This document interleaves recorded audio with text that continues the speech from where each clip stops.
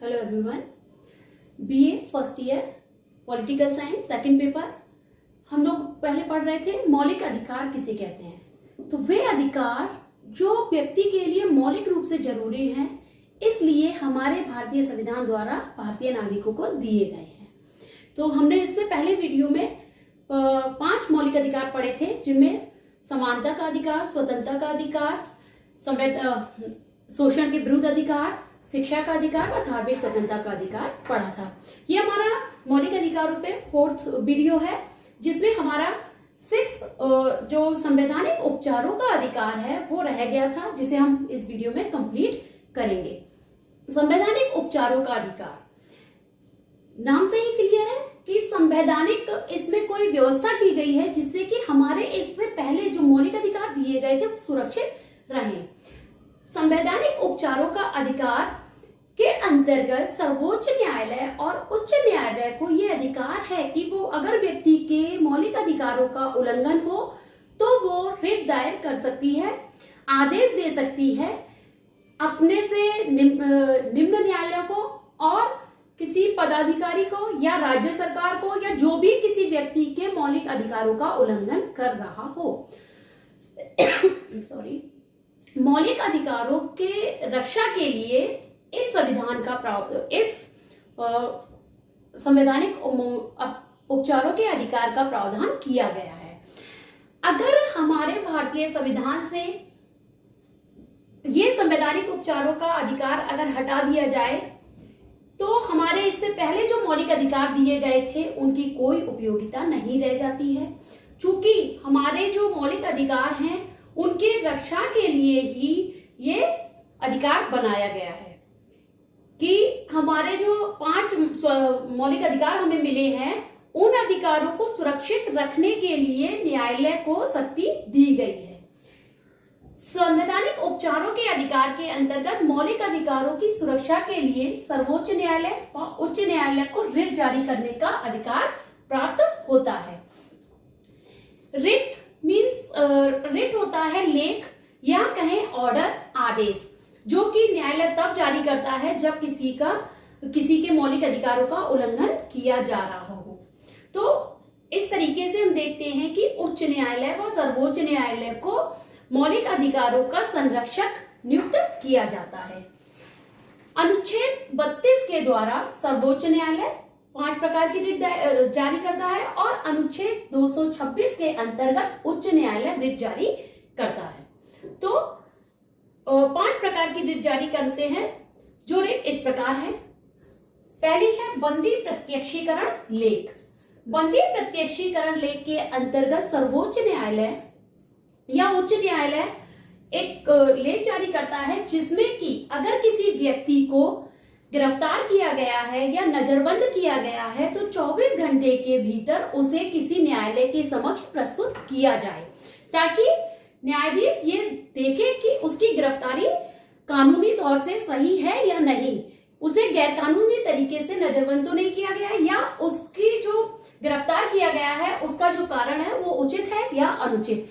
अगर किसी व्यक्ति को अनुचित या गैरकानूनी तरीके से नजरबंद किया जाता है या गिरफ्तार किया जाता है और न्यायालय ये माने कि उसकी गिरफ्तारी अवैधानिक है या नियमों का उल्लंघन कर रही है, तो वो उसे तुरंत रिहा करने का ऑर्डर देता है न्यायालय। तो इस तरीके से ये व्यक्ति की स्वतंत्रता का रक्षक है। बंदी प्रत्यक्षीकरण लेख, जिसके द्वारा किसी भी व्यक्ति को 24 घंटे से ज्यादा नजरबंद नहीं किया जा सकता है जब तक कि उसका दोष सिद्ध ना हो जाए। दूसरा है परमादेश। परमादेश नाम से ही जाहिर हो रहा है कोई आदेश है। ये उच्च न्यायालय या सर्वोच्च न्यायालय तब जारी करते हैं जब कोई अधिकारी अपना कार्य सही ढंग से पूर्ण नहीं कर रहा हो। अधिकारियों से तात्पर्य सरकारी अधिकारी या कोई ऐसे संस्था जो कि व्यक्ति के मौलिक अधिकारों का उल्लंघन कर रही हो।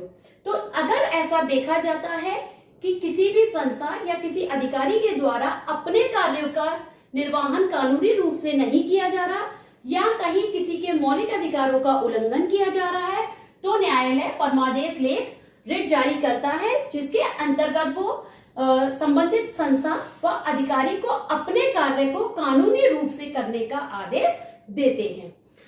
वो ये बताते हैं कि आप जो भी कार्य कर रहे हैं वो कानून की सीमा के अंतर्गत रहकर कीजिए, या आपके द्वारा किया जाने वाला कार्य किसी व्यक्ति के मौलिक अधिकारों का उल्लंघन है और गैर कानूनी है, तो वो इस आदेश के द्वारा व्यक्ति को गैर कानूनी तरीके से अपने पद का लाभ उठाने से रोकते हैं।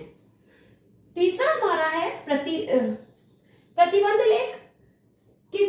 ये लेख तब जारी करते हैं जब कोई अधीनस्थ न्यायालय या कोई न्यायाधिकरण अपने अधिकार क्षेत्र से बाहर का कार्य करते हैं। मीन्स जो कार्य उनके लिए निश्चित नहीं है या उनके अधिकार के अंतर्गत नहीं आता है, फिर भी अगर व्यक्ति या संस्था या कोई न्यायालय या सरकार कोई कार्य कर रही है जो उसके अधिकार में नहीं है, तो उसे वो कार्य करने से रोकने के लिए इस रिट को जारी करता है न्यायालय व सर्वोच्च न्यायालय, जिससे कि व्यक्ति अपने अधिकार के अंतर्गत न आने वाले कार्य को ना करे। उत्प्रेक्षण लेख। उत्प्रेक्षण लेख क्या है? चौथा हमारा उत्प्रेक्षण लेख है। न्यायालय द्वारा अपने अधीनस्थ न्यायालय में चल रही कार्यवाही को अपने अधीन लेना। जब कोई अपर कोर्ट या उच्च न्यायालय ये जाने कि कोई उससे नीचे का जो न्यायालय है, ये जो रिट है वो सर्वोच्च न्यायालय उच्च न्यायालय को जारी करता है और उच्च न्यायालय डिस्ट्रिक्ट कोर्ट वगैरह को जारी करते हैं। कब?